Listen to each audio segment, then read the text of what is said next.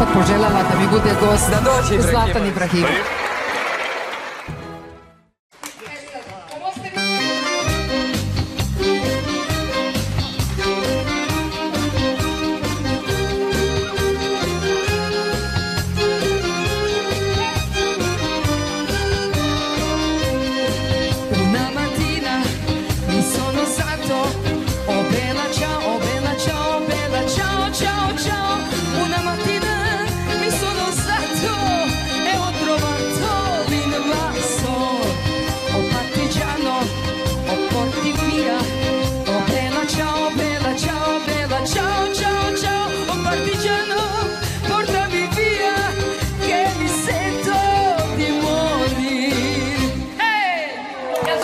Grazie a te, grazie a te. Sljedeći puta ću bolje nešto. Hvala Sanremo, hvala Gracija Italija.